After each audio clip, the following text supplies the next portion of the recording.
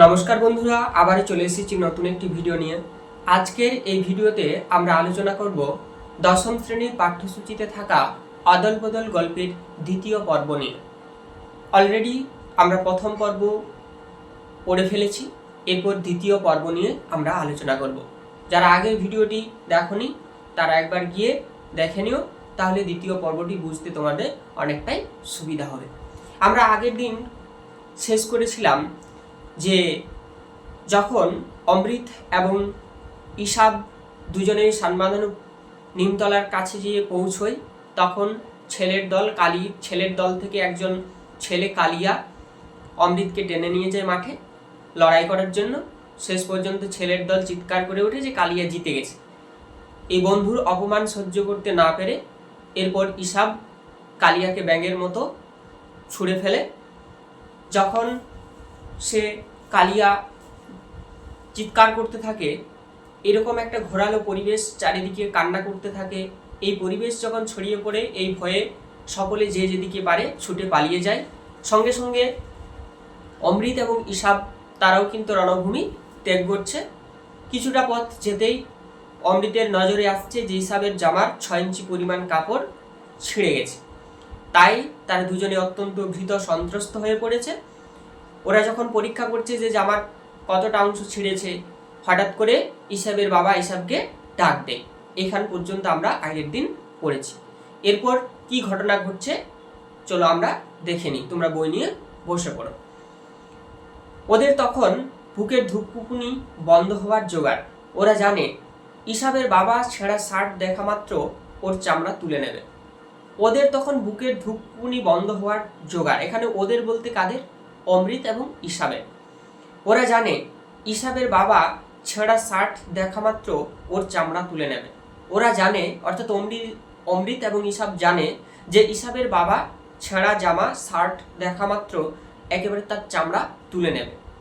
উনি সুদখোরের কাছ থেকে টাকা ধার করে অনেক বাছাবাছি করে কাপড় কিনে জামা সেলাই করিয়েছিলেন। অর্থাৎ ইসাবের বাবা সুদখোরের কাছ থেকে টাকা ধার নিয়ে অনেক বাছাবাছি করে কাপড় কিনে জামা সেলাই করে দিয়েছিলেন। ইসাবের বাবা আবার চেঁচিয়ে উঠলেন, কে কাঁদছে? ইসাব কোথায়? হঠাৎ করে ইসাবের বাবা চিৎকার করে উঠছে যে কে কাঁদছে? ইসাব কোথায়? হঠাৎ অমৃতের মাথায় একটা বুদ্ধি খেলে গেল। ও ইসাবকে টানতে টানতে বলল, আমার সঙ্গে আয়। হঠাৎ অমৃতের মাথার মধ্যে একটা বুদ্ধি খেলে গেল। এই যে লাইনটা, এই লাইনটা 2023 সালে প্রশ্ন এসেছিল মাধ্যমিকে। এই ইসাবকে টানতে টানতে বলল, আমার সঙ্গে আয়। ওদের দুই বাড়ির মাঝখানে ঢুকে অমৃত জামার বোতাম খুলতে লাগলো। ওদের দুজনের বাড়ির মাঝখানে ঢুকে অমৃত কি করছে? তার জামার বোতাম খুলতে লাগলো। ও হুকুম দিল, তোর জামা খুলে আমারটা পর। অমৃত ইসাবকে বলছে যে তোর জামাটা খুল এবং আমারটা তুই পর। ইসাব বলল, তোর কি হবে? তুই কি পরবি? ইসাব বলছে যে তোর কি হবে? তুই কি পরবি তাহলে? অমৃত বলল, শিগগির কর, নয়তো কেউ দেখে ফেলবে, আমি তোরটা পরবো। অমৃত কি বলছে? যে শিগগির কর, তাড়াতাড়ি কর, নয়তো কেউ দেখে ফেলবে, আমি তোরটা পরবো। ইসাব জামা খুলতে লাগলো। যদিও অমৃত কি করতে চাইছে বুঝতে পারছিল না, বলল জামা অদল বদল। ইসাব জামা খুলতে লাগলো। যদিও অমৃত কি করতে চাইছে এটা সে হয়তো বুঝতে পারছিল না কোনো মতে। ইসাব জামা অদল বদল, তখন সে বলছে জামা অদল বদল, কিন্তু তাতে সুবিধাটা কি হবে? তোকে তো তোর বাবা পিটবে। বলছে কিন্তু সুবিধাটা কি হবে? তোকে তো তোর বাবা পিটবে। অমৃত বলল, নিশ্চয়ই ঠেঙাবে, কিন্তু আমাকে বাঁচানোর জন্য তো আমার মা আছে। একটা কত বড় দামি কথা এখানে অমৃত বলছে, দেখো যে কতটা দয়ালু হলে এরকম একটা কথা মুখ দিয়ে বেরিয়ে আসে। অমৃত বলছে যে নিশ্চয়ই ঠেঙাবে, কিন্তু আমাকে বাঁচানোর জন্য তো আমার মা আছে। অর্থাৎ প্রহারের হাত থেকে, পিটুনির হাত থেকে আমাকে বাঁচানোর তো আমার মা রয়েছে। একটা অত্যন্ত দামি, অত্যন্ত গুরুত্বপূর্ণ একটা কথা অমৃত এখানে বলে ফেললো। ইসাবের মনে পড়লো, ও দেখেছে যে অমৃতের বাবা যখনই মারতে গেছে অমৃত ওর মায়ের পেছনে লুকিয়েছে। মার হাতে অবশ্য কি 2-4 থাপড় খেতে হয়েছে, কিন্তু বাবার ভারী হাতের মারে কাছে ও কিছুই নয়। ইসাব মনে পড়লো, ইসাবের কি মনে পড়লো প্রশ্ন আসতে পারে, যে ওকে দেখেছে যে অমৃতের বাবা যখনই অমৃতকে মারতে গেছে তখনই সে মায়ের পিছনে গিয়ে সে লুকিয়েছে। মার হাত থেকে ওকে হয়তো 2-4 থাপড় খেতে হয়েছে, কিন্তু বাবার হাতের ভারী প্রহার থেকে হয়তো সে বেঁচে গেছে। ইসাব তবু ইতস্তত করছে, এমন সময় সে খুব কাছে কাউকে কাশতে শুনল। তখনই ওরা ঝটপট জামা অদল বদল করে গলি থেকে বেরিয়ে ধীরে সুস্থে নিঃশব্দে যে যার বাড়ির দিকে চলল। তাহলে ইসাব তবু ইতস্তত করছিল, একেবারে ভয়ে সে সন্ত্রস্ত হয়ে আছে। এমন সময় সে খুব কাছে কাউকে কাশতে শুনল। তখনই তারা কি করলো, ঝটপট করে জামা অদল বদল করে গলি থেকে বেরিয়ে ধীরে সুস্থে নিঃশব্দে তারা কি করলো, যে যার বাড়ির দিকে রওনা দিল। ভয়ে অমৃতের বুক ঢিপ ঢিপ করছিল, ভয়ে অমৃতের বুক ঢিপ ঢিপ করছিল। তার প্রশ্ন আসতে পারে যে ভয়ে কার বুক ঢিপ ঢিপ করছিল? অমৃতের। কিন্তু ওর কপাল ভালো, দিনটা ছিল হোলি। কার কপাল ভালো এখানে কথা বলা হয়েছে? অমৃতের। কেন কপাল ভালো?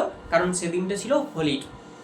সে সময় সবাই জানে কিছুটা ধস্তাধস্তি টানা হেঁচড়া চলে, কারণ হোলির দিন সকলেই জানে যে কিছুটা পরিমাণ টানা হেঁচড়া চলে। মা যখন দেখলেন জামাটা ছিঁড়েছে, উনি ভুরু কোঁচকালেন, কিন্তু মাফ করে দিলেন। একটা সুতো নিয়ে ছেঁড়া জামাটা রিফু করে দিলেন। তাহলে মা যখন দেখলো যে জামার কিছুটা পরিমাণ অংশ ছিঁড়ে গেছে, তখন তিনি ভুরু কোঁচকালেন এবং সঙ্গে সঙ্গে তাকে মাফ করে দিল অমৃতকে, এবং একটা সুতো নিয়ে সেটা ওই ছেঁড়া জামাটা ছেঁড়া অংশটা একেবারে রিফু করে দিল। রিফু করা মানে সেই অংশটাকে সেলাই করে দেওয়া, ছেঁড়া অংশকে।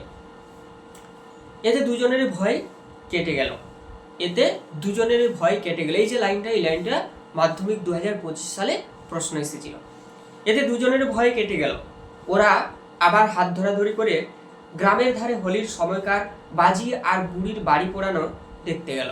ওরা কি করছে? আবার হাত ধরাধরি করে আনন্দের সঙ্গে গ্রামের প্রান্তে, গ্রামের ধারে হোলির সময়কার যে বাজি পোড়ানো হয় এবং বুড়ির বাড়ি পোড়ানো হয়, সেটা তারাও দুজনেই দেখতে গেল।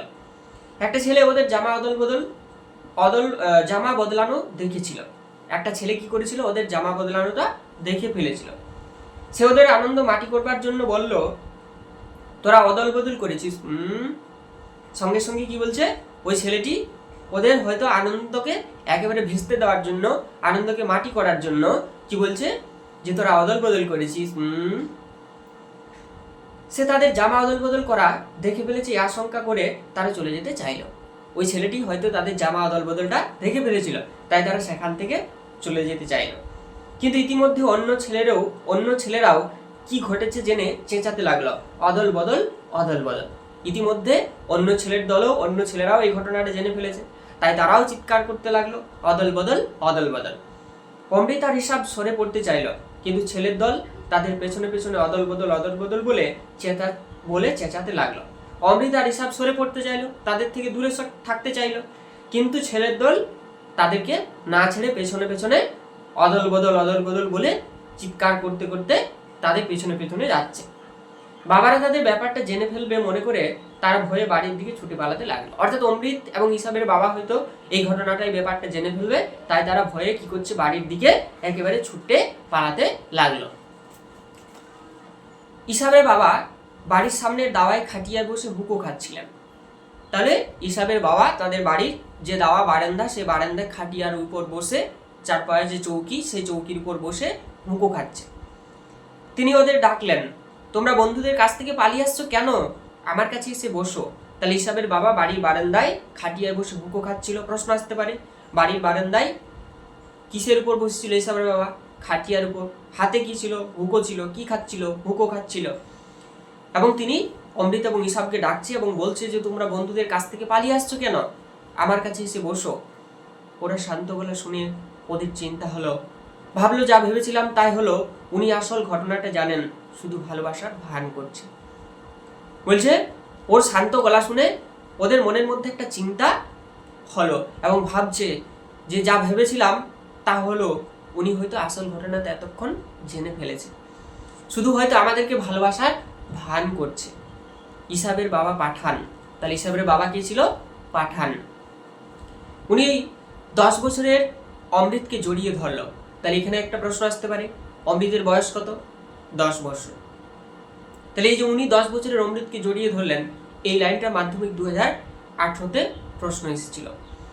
চেঁচিয়ে বললেন, বাহালি বৌদি, আজ থেকে আপনার ছেলে আমার। তাহলে হঠাৎ করে হিসাবের বাবা পাঠান চেঁচিয়ে চিৎকার করে বলছে যে বাহালি বৌদি, আজ থেকে আপনার ছেলে আমার, অর্থাৎ অমৃত আমার ছেলে। বাহালি বৌদি ঘর থেকে বেরিয়ে এসে হাসতে হাসতে বললেন, হাসান ভাই, আপনি এক ছেলেকে দেখে উঠতে পারেন না, তা দুজনকে কি করে সামলাবেন? এরপরে সে বলছে যে আচ্ছা, বাহালি বৌদি ঘর থেকে বেরিয়ে আসছে এবং হাসতে হাসতে বলছে যে হাসান ভাই, আপনি এক ছেলেকে দেখে উঠতে পারছেন না, আবার আপনি দুজনকে কি করে সামলাবেন? আবেগ ভরা গলায় হাসান বললেন, বাহালি বৌদি, অমৃতের মতো ছেলে পেলে আমি 21 জনকে পালন করতে রাজি আছি।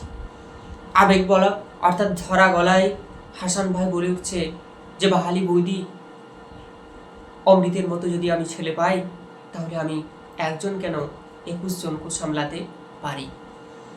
গলা কেসে গলা পরিষ্কার করে পাঠান বাহালি বৌদিকে বললেন, ছেলে দুটোকে গলিতে ঢুকতে দেখে ভেবে নিলাম দেখতে হবে ওরা কি করে। পাড়াপড়শি মায়ের দল পাঠানের গল্প শোনার জন্য ঘিরে দাঁড়ালো। এই যে লাইনটা, পাড়াপড়শি মায়ের দল কি করলো? পাঠানের গল্প শোনার জন্য ঘিরে দাঁড়ালো। এই লাইনটা পরীক্ষাতে বড় প্রশ্ন আকারে আসতে পারে, যে পাড়াপড়শি মায়ের দল পাঠানের গল্প শোনার জন্য ঘিরে দাঁড়ালো, গল্পটি কি ছিল তা আলোচনা করো, বা এখানে কোন গল্পের কথা বলা হয়েছে। তাহলে গলা কেসে পরিষ্কার করছে এবং কেসে গলাকে একেবারে পরিষ্কার করে ফেলছে এবং পাঠান বাহালি বৌদিকে বলছে যে ছেলে দুটোকে গলিতে ঢুকতে আমি ভেবে নিয়েছিলাম যে দেখতে হবে ওরা কি করে। পাড়াপড়শি সমস্ত কি করলো? পাঠানের কাছ থেকে এই গল্পটা শুনলো তারা। উনি অল্প কথায় ছেলেদের জামা অদল বদলের গল্পটা বললেন, আরো বললেন, ইসাব অমৃতকে জিজ্ঞেস করেছিল তোর বাবা যদি তোকে মারে কি হবে? অমৃত কি জবাব দিয়েছিল জানেন? বলেছিল, কিন্তু আমার তো মা রয়েছে।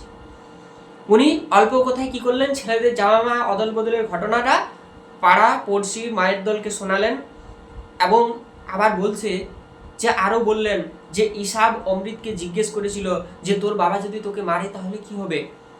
ওই যে অমৃত কি জবাব দিয়েছিল জানেন?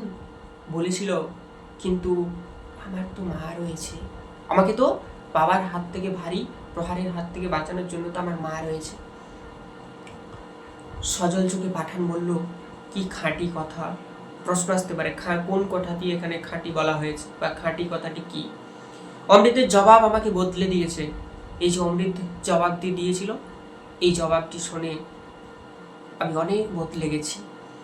ও আমাকে শিখিয়েছে খাঁটি জিনিস কাকে বলে। অমৃত আমাকে শিখিয়েছে খাঁটি জিনিস কাকে বলে। এই যে জায়গাটি, অর্থাৎ ও আমাকে শিখিয়েছে খাঁটি জিনিস কাকে বলে, এটা কাকে শিখিয়েছে? ইসাবের বাবা পাঠান ভাইকে। অমৃত ইসাবের পরস্পরের প্রতি ভালোবাসার গল্প শুনে তাদেরও বুক ভরে গেল। অমৃত এবং ইসাবের পরস্পরের প্রতি যে ভালোবাসার গল্প, এই ভালোবাসার গল্প শুনে তাদেরও বুক ভরে উঠছে। এই যে লাইনটা, এই লাইনটা মাধ্যমিক 2025 সালে প্রশ্ন এসেছিল। ইতিমধ্যে ছেলের দল বাজি আর বুড়ির বাড়ি পোড়ানো দেখে ফিরছিল। ইতিমধ্যে ছেলের দল কি করছে? বাজি আর বুড়ির বাড়ি পোড়ানো দেখে তারা ফিরে আসছে। তারা ইসাব অমৃতকে ঘিরে বলতে লাগলো, অমৃত ইসাব অদল বদল ভাই, অদল বদল। তাহলে ইতিমধ্যে ছেলের দল কি করছে? বাজি এবং বুড়ির বাড়ি পোড়ানো দেখে তারা ফিরে আসছে এবং তারা ইসাব অমৃতকে ঘিরে বলতে লাগছে যে অমৃত ইসাব অদল বদল ভাই, অদল বদল। এরা অবশ্যই ইসাব এবং অমৃত অপ্রস্তুত বোধ করলো না, বরঞ্চ অদল বদল বলাতে তাদের ভালোই লাগলো। এবার অবশ্যই ইসাব আর অমৃত কোনো অপ্রস্তুত বোধ করছে না এবং বরঞ্চ হয়তো তারা অদল বদল শুনে একটু আনন্দই পাচ্ছে মনে।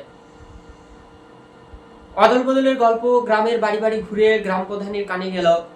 শেষ পর্যন্ত এই যে অদল বদলের গল্প, এই গল্পটা গ্রামে বাড়ি বাড়ি ঘুরতে ঘুরতে শেষ পর্যন্ত গ্রামের যিনি প্রধান তার কানে গিয়ে পৌঁছলো। উনি ঘোষণা করলেন, আজ থেকে আমরা অমৃতকে অদল আর ইসাবকে বদল বলে ডাকবো। প্রশ্ন আসতে পারে কাকে কি নাম দেওয়া হয়েছিল। তাহলে শেষ পর্যন্ত গ্রাম প্রধান ঘোষণা করলেন, কি ঘোষণা করলেন? যে আজ থেকে অমৃতকে আমরা অদল এবং ইসাবকে আমরা বদল বলে ডাকবো। ছেলেরা খুব খুশি হলো।